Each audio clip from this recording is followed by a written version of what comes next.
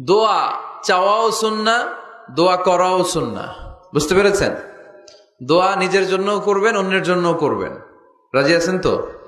অনেকে বলে, হুজুর আমার দোয়া আমি করব, আমি আরেকজনের জন্য করব কেন? ওনারটা উনি করুক, আমারটা আমি করি, এরকম কথা আছে না নাই?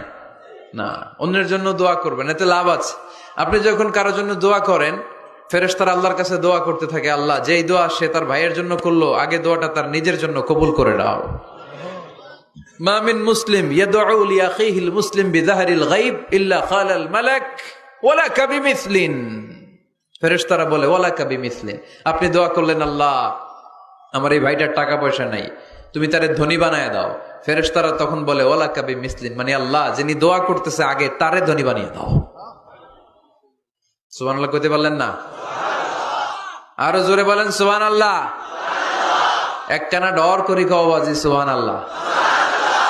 এবার বেড়ে গেছে আওয়াজ। একখানা ডর করি হও না বাজি, এইটা বললে কক্সবাজারের বাইরে বলতে পারে। ডর করি কইতে হবে বড় বড় করে।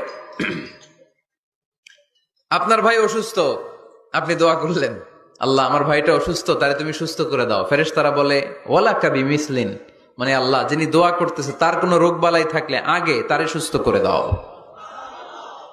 তো এজন্য অন্যের জন্য দোয়ার দরকার আছে না নেই? আল্লাহর হাবিব সাল্লাল্লাহু আলাইহি ওয়াসাল্লাম বললেন, দোয়া মুখুল ইবাদা, দোয়া হচ্ছে ইবাদতের নির্যাস। নামাজ পড়লেন, রোজা রাখলেন, যাকাত দিলেন, কিন্তু দোয়া করলেন না, তার মানে আসল নির্যাসটা আপনি মিস করলেন। ঠিক কিনা? আরেক বর্ণনায় এসছে আদ-দুআউ হুয়াল ইবাদা, দোয়াটাই নাকি ইবাদত। দোয়া যে করতেছেন এটাই ইবাদত। আওয়াজ করে পড়তে হবে আল্লাহু আকবার। এজন্য প্রতিটা সালাতে যখন আমরা নামাজে দাঁড়াই, যখন মুসল্লায় দাঁড়াই, আমরা যখন সূরাতুল ফাতিহা পড়ি, এর মধ্যে আল্লাহ একটা দোয়া শিখিয়েছেন, পড়েন ইহদিনাস সিরাতাল মুস্তাকিম। ইহদিনাস সিরাতাল মুস্তাকিম, ও Allah show us the right path, show us the correct path. Allah আমাদেরকে সহজ সরল সোজা পথ দেখান। আল্লাহর হাবিব সাল্লাল্লাহু আলাইহি ওয়াসাল্লাম একবার খেজুর গাছের ডাল দিয়ে মরুভূমিতে একটা টান মারলেন, সোজা একটা টান, আর ডানে বায়ে অনেকগুলো দাগ কাটলেন। আল্লাহর হাবিব বললেন, ডানের ছোট ছোট রাস্তাগুলো শয়তানের রাস্তা, ওরা হাতছানি দেয়।